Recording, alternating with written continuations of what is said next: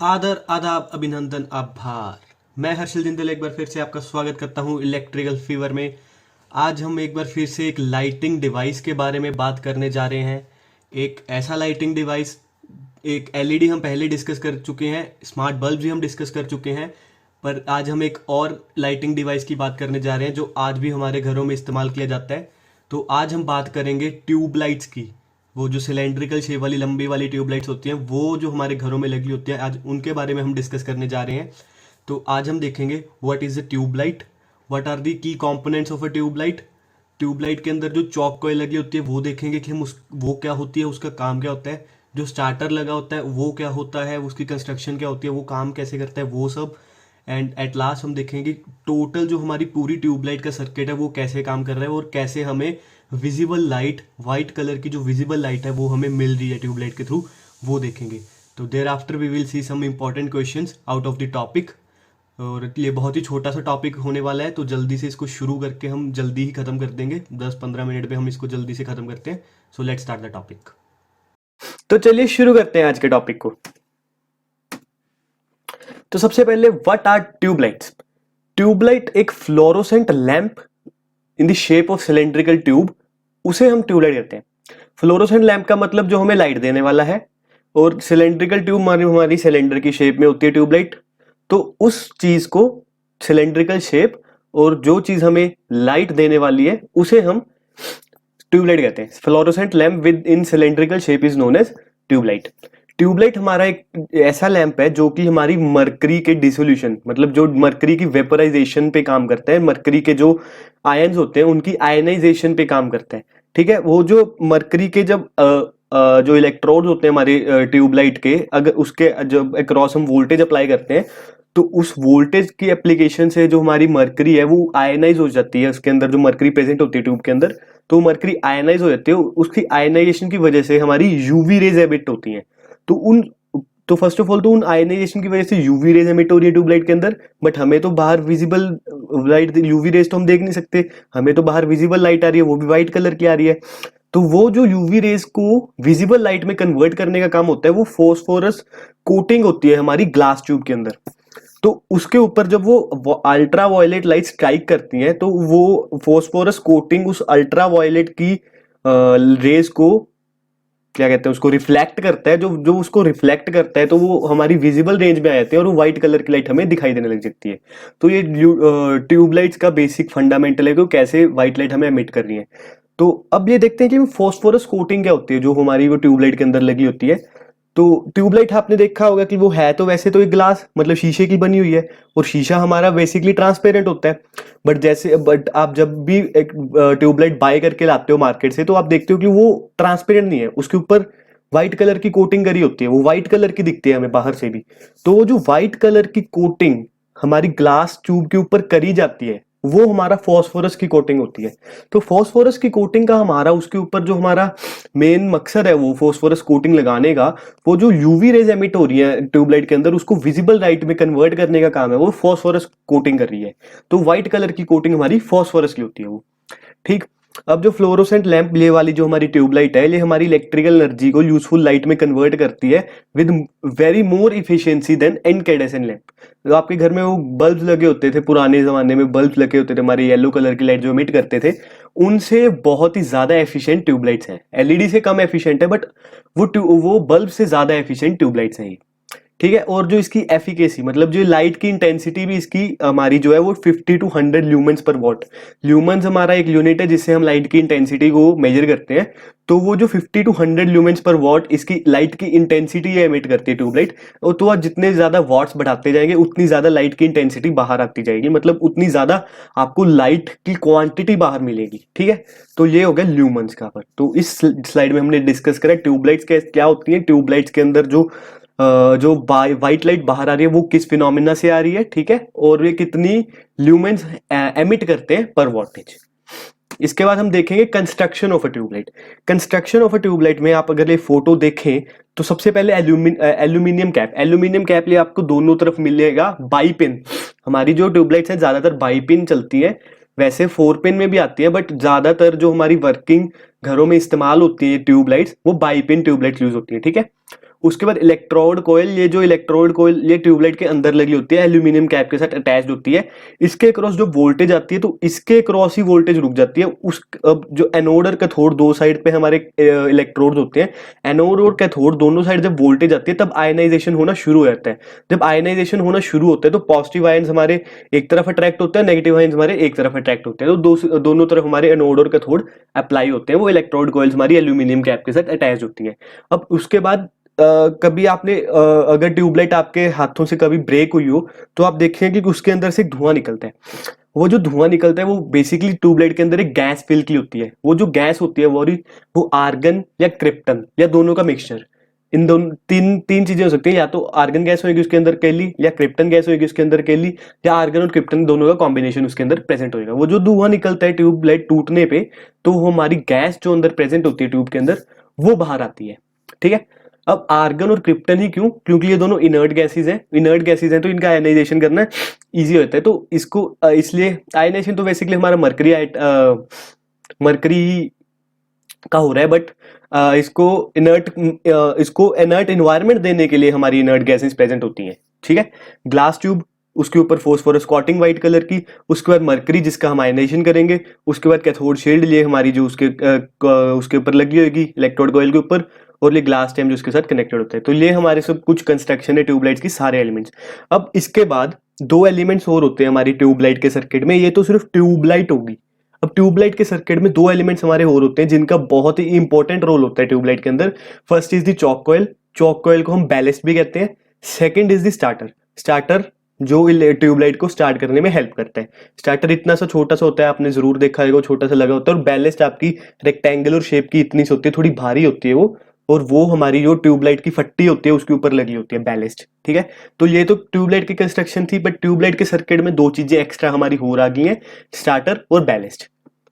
ठीक है। तो सबसे पहले हम डिस्कस करते हैं कि वो बैलेस्ट मतलब वो चॉक कॉइल क्या होती है। तो अगर आप राइट साइड पे देखें तो ये हमारा बैलेस्ट है। ठीक है। बैलेस्ट का सर्किट ऐसे हमारा ट्यूबलाइट की फट्टी के ऊपर लगा होता है, और ये बेसिकली इसके अंदर चॉक कॉइल प्रेजेंट होती है। वो चॉक कॉइल क्या होती है? एक आयरन कोर के ऊपर हमारी एक कॉपर वायर वाउंड की होती है। तो बेसिकली ये है एक इंडक्टर है। ठीक है। और इंडक्टर का बेसिक काम क्या होता है? करंट को लिमिट करना या करंट को रोकना। ठीक है। तो बैलेस्ट भी सेम हमारा ट्यूबलाइट के अंदर यही काम करता है कि ये करंट को रेगुलेट करता है ट्यूबलाइट के अंदर, और उसको अब ये करंट को हमारा जो इंडक्टर का फिनोमिना होता है वो करंट को लिमिट करता है, करंट को रोकता है। जब ये करंट को रोकता है तो इसके अक्रॉस एक वोल्टेज जनरेट होती है। ठीक है। इंडक्टर के अक्रॉस एक वोल्टेज जनरेट होती है, LdI/dt, मतलब inductance into change in current per unit time. ठीक है। तो di/dt, LdI/dt उसके अक्रॉस जो वोल्टेज होती है वो जनरेट होती है बैलेस्ट के अक्रॉस। तो उस वोल्टेज का क्या काम है वो आगे हम वर्किंग में देखेंगे, but basic purpose chalk coil का क्या है? वो करंट को लिमिट करना होता है ट्यूबलाइट के अंदर। अगर ये बैलेंस हमारी प्रेजेंट नहीं होएगी सर्किट में, तो जो हमारा जो ट्यूबलाइट कनेक्टेड है सर्किट में उसके अंदर 1 मिनट में करंट इतना राइज हो जाएगा कि वो करंट अपने आप को लिमिट नहीं कर पाएगा, और करंट वो हमेशा सिर्फ इंक्रीजिंग ही रहेगा। मतलब वो करंट एक कांस्टेंट अमाउंट पे नहीं रहेगा। जब आयनाइजेशन शुरू हो जाएगी उसके अंदर हमारी, तो करंट हमारा कांस्टेंट नहीं रहेगा, करंट हमारा कंटिन्यूअसली इंक्रीज करता रहेगा, और तब तक इंक्रीज करता रहेगा जब तक हमारी ट्यूबलाइट खुद को डैमेज ना कर ले। मतलब वो टूट ना जाए। तो अगर बैलेस्ट एब्सेंट होगी हमारी ट्यूबलाइट सर्किट के अंदर, तो ट्यूबलाइट के अंदर तब तक करंट इंक्रीज होता रहेगा जब तक ट्यूबलाइट टूट ना जाए। ठीक है। तो उस चीज को कंट्रोल करने के लिए हमारा बैलेस्ट सर्किट के अंदर लगा हुआ होता है। ठीक है। वो विद इन अ सेकेंड हमारी ट्यूब ओवरहीट होकर टूट जाएगी अगर बैलेंस एब्सेंट हुआ तो। ठीक है। अब बैलेंस का काम क्या होता है? मैंने आपको बताया कि एक तो करंट को लिमिट करता है, दूसरा ये इसके अक्रॉस जो वोल्टेज प्रोड्यूस होती है LdI/dt, वो काफी हाई वोल्टेज प्रोड्यूस हो जाती है इसके अंदर। वो वर्किंग में समझेंगे कि वो हाई वोल्टेज कैसे आती है। वो हाई वोल्टेज को इलेक्ट्रोड्स के अक्रॉस देता है। जब इलेक्ट्रोड्स को हाई वोल्टेज अचीव होती है तो आयनाइजेशन शुरू हो जाता है। वो आयनाइजेशन एकदम ऐसे सेकंड में शुरू हो जाता है जब उसको हाई वोल्टेज इलेक्ट्रोड्स को मिल जाती है। तो बैलेस्ट का दूसरा काम ये हो गया, हाई वोल्टेज देना ट्यूबलाइट्स के इलेक्ट्रोड्स को, एनोड और कैथोड दोनों को। ठीक है। अब एक बार जब हमारे आयनाइजेशन शुरू हो गया, हमारे जो आयन फ्लो होने लगे, ट्यूबलाइट से लाइट हमें मिलने लगी, तब जो बैलेस्ट है वो वोल्टेज को कम कर देती है क्योंकि आयनाइजेशन हो चुकी है, इनर्ट एटमॉस्फेयर हमारा मेंटेन्ड है आर्गन और क्रिप्टन गैसेस के कारण। तो उसके बाद जो हमारी बैलेस्ट है वो वोल्टेज को कम कर देगी, करंट को एक कांस्टेंट अमाउंट पे लिमिट कर देगी, ताकि हमारा जो इलेक्ट्रोड्स है एक तो वो हीट ना हो, दूसरा और जो हमारी ट्यूबलाइट है वो हीट ना हो और टूटे ना। ठीक है, तो बैलेस्ट का तीसरा काम ये हो गया। ठीक, और बैलेस्ट में हमारा स्पेशली एक सर्किट प्रेजेंट होता है ताकि वो इलेक्ट्रोड का टेम्परेचर को मेंटेन करके रखे, ताकि उनकी लॉन्ग लाइफ इंश्योर की जाए, ट्यूबलाइट की लॉन्ग लाइफ इंश्योर की जाए। तो बैलेस्ट के 4 पर्पसेज हैं। पहला, करंट को लिमिट करना ताकि ट्यूबलाइट टूटे ना। दूसरा, इलेक्ट्रोड्स के क्रॉस हाई वोल्टेज देना ड्यू टू LDI/dt। तीसरा, जब आयनाइजेशन कंप्लीट हो गया उसके बाद वोल्टेज को रिड्यूस करना और एक करंट को कांस्टेंट लिमिट के अंदर लेके आना। चौथा, जो हमारे इलेक्ट्रोड्स हैं उनके टेम्परेचर को मेंटेन करना ताकि हमारे इलेक्ट्रोड्स डैमेज ना हो और उन्हें लॉन्ग लाइफ मिले। ठीक है, तो ये 4 पर्पसेस होते हैं हमारे बैलेस्ट का चौक कॉइल के। ठीक है, उसके बाद हम देखते हैं स्टार्टर। अब स्टार्टर ऐसा आपने छोटा सा व्हाइट कलर का सर्किट देखा होगा जो ट्यूबलाइट की पट्टी के ऊपर हम फिट करते हैं। ठीक है, तो जो स्टार्टर है उसके अंदर ये 2 चीजें प्रेजेंट होती हैं, एक तो हमारा कैपेसिटर, ठीक है, और एक हमारा ये नियॉन लाइट का बल्ब होता है। ठीक है, ये कैपेसिटर लगा होता है। ठीक, अब ये एक ये नियॉन बल्ब होता है। ठीक है, अब इसके अंदर ले आप 2 चीजें देख सकते हो, एक तो ये वाली और ये दो जो मेटल कॉन्टैक्ट्स हैं, 2 मेटल कॉन्टैक्ट दिख रहे होंगे आपको, ये दोनों अटैच नहीं है। ठीक है, ये दोनों अटैच नहीं है, ये एक फिक्स कॉन्टैक्ट होता है, ये मूविंग कॉन्टैक्ट होता है। मूविंग कॉन्टैक्ट जो है वो हमारा बाई मेटालिक स्ट्रिप से बना होता है। बाई मेटालिक स्ट्रिप का काम क्या है कि वो जब हीट होगी, मतलब उसके क्रॉस जो वोल्टेज आएगी उसके कारण वो हीट होनी शुरू होती है। जब वो हीट होती है तो वो मूव होनी शुरू होती है। ठीक है, तो वो आगे हम अगली स्लाइड में वर्किंग देखेंगे, तो वर्किंग में देखेंगे कि जब इसके क्रॉस वोल्टेज आएगी, वोल्टेज आने के बाद ये हीट होगी, हीट होने के बाद ये उसके फिक्स कॉन्टैक्ट के साथ जाके टच हो जाएगी, तो हमारा सर्किट कंप्लीट हो जाएगा और नियॉन गैस इसके अंदर जो प्रेजेंट होती है वो आयनाइज हो जाएगी। ठीक है, तो ये नियॉन बल्ब और एक कैपेसिटर दोनों पैरेलल में अटैच होते हैं स्टार्टर सर्किट के अंदर। ठीक है, तो जो स्टार्टर है इसको हम ग्लो स्टार्टर भी कहते हैं। ग्लो स्टार्टर इसलिए कहते हैं कि जब वो नियॉन लैंप हमारा आयनाइज होता है उसके अंदर तो छोटी सी व्हाइट कलर की लाइट दिखती है। अगर आपकी ट्यूबलाइट में कभी ट्रांसपेरेंट स्टार्टर लगा हो तो आपने देखा होगा कि जब ट्यूबलाइट स्टार्ट होती है तो स्टार्टर के अंदर एक छोटी सी व्हाइट लाइट ग्लो करती है या पर्पल सी कलर की लाइट ग्लो करती है, तो वो नियॉन लाइट का आयनाइजेशन हो रहा होता है तब, तो इसलिए इसको ग्लो स्टार्टर भी कहते हैं। ठीक है, तो ग्लो स्टार्टर का काम, मतलब स्टार्टर का जो काम है वो इनिशियल करंट प्रोवाइड करना होता है हमारे फिलामेंट्स को ट्यूबलाइट के। ठीक है, तो स्टार्टर हम शुरू में सबसे पहले स्टार्टर का ही पाथ पूरा होता है सर्किट के अंदर, जो मैंने बताया कि ये कॉन्टैक्ट सीट होने के बाद टच कर लेते हैं, तो वो सबसे पहले सर्किट हमारा स्टार्टर का ही कंप्लीट होता है और इसके अंदर ही सबसे पहले आयनाइजेशन होती है नियॉन गैस की। ठीक है, तो ये क्या, एक तो आयनाइजेशन नियॉन गैस वाला ये बल्ब हो गया, दूसरा हमारा ये कैपेसिटर होता है। कैपेसिटर क्या होता है, ये radio frequency interference suppression capacitor होते हैं, मतलब जो रेडियो इसके अंदर जो भी हमारी आयनाइजेशन के कारण रेडियो इंटरफेरेंस ना हो उस चीज को सप्रेस करने के लिए कैपेसिटर हमारा लगाया गया होता है स्टार्टर के अंदर। ठीक है, और दोनों पैरेलल में लगे होते हैं, ये बात मैं पहले ही आपको बता चुका हूँ। ठीक है, नियॉन और neon gas, by metallic strip, ये सारा कवर हो चुका है। इसके बाद हम देखते हैं कि जो कैपेसिटर है उसके फंक्शंस क्या होते हैं। फंक्शंस क्या है, एक तो उसने जो आयनाइजेशन के कारण नॉइज आ रही है इन्वायरमेंट में उसको सप्रेस करना होता है, और जो रेडियो फ्रीक्वेंसी आ रही है उसको सप्रेस करना होता है, ताकि जो कोई नियर बाय सर्किट है उसके अंदर रेजोनेंस ना हो जाए। अगर रेजोनेंस होगी तो बहुत डिस्टर्बेंस क्रिएट हो जाएगी दोनों सर्किट्स के अंदर, तो उस चीज को सप्रेस करने के लिए हमारा वो RFI कैपेसिटर लगा होता है। दूसरा जो है, ये क्या करता है कि जो ग्लो ट्यूब के कॉन्टैक्ट्स होते हैं इसके अंदर आर्किंग को अवॉइड करता है ताकि लॉन्ग लाइफ इंश्योर हो सके हमारी ट्यूबलाइट की। और तीसरा क्या करता है कि जो बैलेस्ट के अंदर इनिशियल जो वोल्टेज आ रही है ना, LDI/dt में एक बता रहा हूँ आपको, हाई वोल्टेज आती है, तो उस चीज को भी देन प्रोवाइड करने के लिए कैपेसिटर का हमारा काफी रोल है, वो हम वर्किंग वाली स्लाइड में देखते हैं। तो स्टार्टर में क्या है, 2 चीजें हैं, नियॉन लैंप, कैपेसिटर। कैपेसिटर का काम है RFI, मतलब रेडियो इंटरफेरेंस को सप्रेस करना ताकि नॉइज क्रिएट ना हो एनवायरनमेंट में। नियॉन लैंप का काम क्या है कि इसको स्टार्टिंग में करंट प्रोवाइड करना फिलामेंट्स ऑफ द ट्यूबलाइट को, वो करती है, वो हमारी जो बाई मेटालिक स्ट्रिप है उसको फिक्स कॉन्टैक्ट के साथ टच होने के बाद नियॉन गैस को आयनाइज करती है। उसके बाद आपको व्हाइट या पर्पल कलर की लाइट दिखने को मिलती है, जिसके कारण इसको ग्लो स्टार्टर बोला जाता है। ठीक है, तो हम लास्ट टॉपिक पे आ गए कि ट्यूबलाइट काम कैसे करती है। ये हमारा पूरा ट्यूबलाइट का सर्किट है। यहाँ AC मेन्स, आपने AC मेन्स लगाई, स्विच से हमारा पूरा सर्किट कनेक्ट किया। सबसे पहले जैसे ही आप इसको ऑन करेंगे, ठीक है, स्विच को ऑन करा, स्विच ऑन करा, बैलेस्ट के अंदर करंट फ्लो होना शुरू हो जाएगा। अब बैलेस्ट क्या है, इंडक्टर है, इंडक्टर में हमारा करंट एकदम से फ्लो नहीं होता, मतलब वो हमेशा करंट को पहले रेजिस्ट करता है, ठीक है। तो इसके अंदर धीरे धीरे धीरे धीरे हमारा करंट बढ़ना शुरू होगा, ठीक है। करंट बढ़ना शुरू हुआ, चलो सपोज क्या, उसके बाद हमारा करंट यहाँ पे आएगा, इसके कैथोड को मिल गया, ठीक है, कैथोड को मिल गया, बट ये बहुत ही छोटी, मतलब बहुत ही कम करंट आ रहा है, तो इससे आयनाइजेशन नहीं हो पाएगी, वो नहीं हो पाएगी, कोई बात नहीं। आके हमारी यहाँ पे तो ओपन सर्किट है, यहाँ पे कुछ नहीं होगा। कैपेसिटर के पास हमारा करंट पहुंचने लग गया, ठीक है। अब कैपेसिटर के पास जो करंट पहुंच रहा है, उसके बाद हमारा कैपेसिटर चार्ज होना शुरू हो जाएगा, ठीक है। अब चार्ज होना शुरू होगा, कैपेसिटर हमारा चार्ज होता रहेगा, ठीक है। एक टाइम आएगा जब हमारे कैपेसिटर को ये जो एसी मेंस के क्रॉस जो पूरी वोल्टेज आ रही है वो मिल जाएगी। जैसे ही एसी मेंस के क्रॉस जो हमारी पूरी वोल्टेज आ रही है वो कैपेसिटर को मिलेगी, ये बाई मेटेलिक कॉन्टैक्ट्स, मतलब जो हमारे स्टार्टर के अंदर नियॉन लैंप था उसके उसके वो ये प्रोवाइड कर देगा, ठीक है। जब ये इसके ऊपर पूरी वो वोल्टेज हमारी प्रोवाइड होगी, तो ये जो हमारे बाई मेटेलिक कॉन्टैक्ट्स हैं, बाई मेटेलिक कॉन्टैक्ट्स इसके अंदर ऐसे फोल्ड होने शुरू हो जाएंगे, क्योंकि ये हीट होनी शुरू रहती है, वोल्टेज आती, फोल्ड होने शुरू हो जाएंगे। तो ऐसे जब ये आके फिक्स कॉन्टैक्ट को टच करेंगे, जब ये फिक्स कॉन्टैक्ट को टच करेंगे, तब हमारी जो नियॉन गैस इसके अंदर प्रेजेंट है वो आयनाइज हो जाएगी, ठीक है। अब जो नियॉन आयनाइज हो जाएगी, तो हमारे सर्किट में एक पाथ मिल जाएगा करंट को फ्लो होने के लिए। अब करंट को फ्लो पाथ मिल गया, एक पाथ पूरा कंप्लीट हो गया, तो पाथ मिल गया, हमारा करंट यहाँ से यहाँ पहुंच गया, ठीक है। अब सर्किट कंप्लीट है, ठीक है। अब सर्किट कंप्लीट है, आयनाइजेशन प्रोसेस शुरू हो सकता है। आयनाइजेशन प्रोसेस शुरू तो हो सकता है, बट अब एक चीज की रिक्वायरमेंट है कि इलेक्ट्रोड्स को हाई वोल्टेज चाहिए, हाई वोल्टेज चाहिए थी, वो मिल नहीं पाई, क्योंकि यहाँ पे करंट फ्लो होने लग गया, करंट फ्लो होने लग गया तो वोल्टेज ड्रॉप होगी। अब जो वोल्टेज ड्रॉप होगी बैलेंस के क्रॉस, उसको कवर अप करना है हमें, ताकि उसके अंदर जो अब चेंज इन करंट करना पड़ेगा, चेंज इन करंट करना पड़ेगा LdI/dt।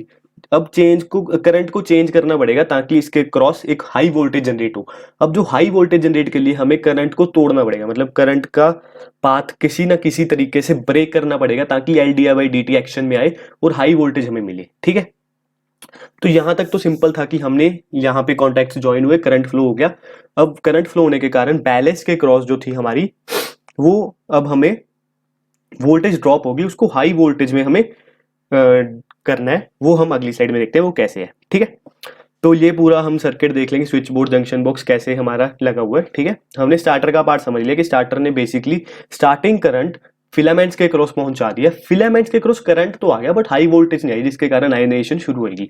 वो आयनाइजेशन शुरू करने के लिए अब क्या करेंगे, वोल्टेज ड्रॉप, वोल्टेज कम होगी बैलेंस के क्रॉस, बैलेंस के क्रॉस वोल्टेज कम हुई, सीरीज में ही उसके जो हमारा कैपेसिटर था सिमिलरली उसके क्रॉस भी वोल्टेज ड्रॉप होएगा करंट फ्लो होने के कारण, उसके अंदर जो रेजिस्टेंस था हमारा नियॉन लैंप के अंदर, तो उसके कारण कैपेसिटर के क्रॉस भी हमारी वोल्टेज ड्रॉप होगी। कैपेसिटर के क्रॉस हमारी वोल्टेज ड्रॉप हुई, तो जो बाई मेटेलिक स्ट्रिप थी वो थोड़ी कूल डाउन होगी, क्योंकि उसको एक सर्टेन अमाउंट ऑफ वोल्टेज पे ही उसको टच कर रही है वो, तो कूल डाउन होके वो सर्किट टूट जाएगा, हमारा सर्किट टूट जाएगा नियॉन लैंप के अंदर। तो ये जो हमारा सर्किट था या ये वाला, तो ये वाला पाथ दोबारा खत्म हो गया। अब ये वाला पाथ दोबारा खत्म हो गया, तो चेंज इन करंट हो गया, ठीक है। अब चेंज इन करंट हो गया, तो एट दैट टाइम जब वो वाई मेटेलिक स्ट्रिप ओपन होगी, LdI/dt वोल्टेज सर जाएगा हमारा चोक के क्रॉस। अब LdI/dt वोल्टेज सर जाएगा, वो इतनी हाई वोल्टेज होती है कि वो इलेक्ट्रोड्स के क्रॉस हमारी, अब इलेक्ट्रोड्स के क्रॉस आ जाती है वो सारी वोल्टेज, इलेक्ट्रोड्स के क्रॉस इतनी हाई वोल्टेज आती है, आयनाइजेशन प्रोसेस शुरू होता है, हमारी आयंस मूव करने शुरू होते हैं, मरकरी हमारी आयनाइज होकर इधर की तरफ मूव करने लग जाती है, ठीक है, जिसके कारण यूवी रेज एमिट होनी शुरू होती है। यूवी रेज एमिट होते ही फॉस्फोरस की कोटिंग के ऊपर स्ट्राइक करती हैं, स्ट्राइक करते ही वो रिफ्लेक्ट करती हैं, जो उसके रिफ्लेक्शन के बाद फॉस्फोरस उनके साथ जो यूवी रेंज होती है उसको विजिबल रेंज में लेके आता है, और हमारी व्हाइट कलर की लाइट हमें बाहर आनी शुरू हो जाती है, ठीक है। तो ये था बेसिक प्रोसेस हमारा ट्यूबलाइट की वर्किंग का, जिसके अब जब हमारा ये हम यहाँ पे, हाँ एक बात और कि यहाँ पे ही आयंस मूव करना क्यों शुरू करते हैं, जबकि आप देखो कि स्टार्टर के ऊपर तो हमारा वो ओपन है, ओपन हो गया तो हाई रेजिस्टेंस पाथ हो गया। अब करंट को फ्लो करने के लिए, मतलब सर्किट को कंप्लीट करने के लिए करंट को फ्लो करना पड़ेगा, करंट को फ्लो करने के लिए सिर्फ एक ही पाथ बचता है, अब ये कैथोड तो एनोड वाला। अब ये लो रेजिस्टेंस पाथ है, क्योंकि वो तो ओपन है, वो काफी हाई रेजिस्टेंस पाथ हो गया, ये लो रेजिस्टेंस पाथ है, जिसके कारण हमारा करंट इसके थ्रू फ्लो होता है ट्यूबलाइट के अंदर, हमारा सर्किट पूरा हो जाता है, सर्किट पूरा हो जाता है, आयनाइजेशन हो गई है, हमारी आयंस बाहर आ रहे हैं, ट्यूबलाइट के हमारी लाइट आनी शुरू हो रही है, ठीक है। तो ये हमारा पूरा सर्किट का प्रोसेस है। स्टार्टर हमारा इनएक्टिव हो जाता है जब हमारी ट्यूबलाइट काम करती है, ठीक है। Here we end the topic. Tubelight क्या है, ट्यूबलाइट हमारा एक फ्लोरोसेंट लैंप है, सिलेंड्रिकल शेप का होता है, व्हाइट कलर की फॉस्फोरस कोटिंग हमारी ग्लास ट्यूब के ऊपर करी होती है ताकि यूवी रेज हमारी विजिबल रेंज में आ जाए। डिफरेंट कंपोनेंट्स, ग्लास स्टेम लगा होता है, फॉस्फोरस कोटिंग होती है, आर्गन क्रिप्टन एटम्स होते हैं, उसके अंदर मर्करी प्रेजेंट होती है, स्टार्टर होता है, बैलेस्ट होती है, ठीक है। ऐसी हमारे सारे कंपोनेंट्स ट्यूबलाइट के अंदर प्रेजेंट होते हैं। बैलेस्ट का चौक कॉइल का काम क्या है कि करंट को लिमिट करना है, इलेक्ट्रोड्स के क्रॉस हाई वोल्टेज प्रोवाइड करना है, इलेक्ट्रोड्स के टेम्परेचर मेंटेन करता है, और हमारा आयनाइजेशन होने के बाद वोल्टेज और करंट की अमाउंट को लिमिट करना। स्टार्टर ट्यूबलाइट के अंदर क्या होता है, स्टार्टर का काम है कि स्टार्टिंग करंट प्रोवाइड करना ट्यूबलाइट के फिलामेंट्स के अंदर। इसके अंदर एक कैपेसिटर होता है जो आरएफ सप्रेशन के लिए काम आता है, दूसरा हमारा नियॉन लैंप होता है जो आयनाइजेशन करके, सबसे पहली आयनाइजेशन इसके अंदर ही होती है और उसके बाद वो करंट को पूरा पाथ देता है कंप्लीट करने के लिए। ट्यूबलाइट वर्किंग का प्रोसेस हमने पिछली स्लाइड में समझा। स्टार्टर को हम ग्लो स्टार्टर भी कहते हैं क्योंकि उसके अंदर व्हाइट या पर्पल कलर की लाइट हमें दिखाई देती है। ठीक है, thank you, stay tuned with me. मैं आपका होस्ट और दोस्त हर्षल जिंदल मिलूंगा आपको अगले सैटरडे एक नए लेक्चर के साथ। इलेक्ट्रिकल फीवर एक ऐसा बुखार जो आपको कभी नहीं होने देगा बीमार। बने रहिएगा हमारे साथ, लाइक शेयर और सब्सक्राइब करना ना भूलें। कमेंट सेक्शन में बताएं आपको हमारे लेक्चर्स कैसे लग रहे हैं, अगर कोई कमी है तो वो भी आप कमेंट सेक्शन में जरूर बता सकते हैं। और अगर आप अपना पसंदीदा टॉपिक कोई हमसे पढ़ना चाहते हैं तो वो भी हमें कमेंट सेक्शन में बताएं, हम उसकी सारी इन्फॉर्मेशन गैदर करके आपके पास लेके आएंगे। Thank you, stay tuned, bye.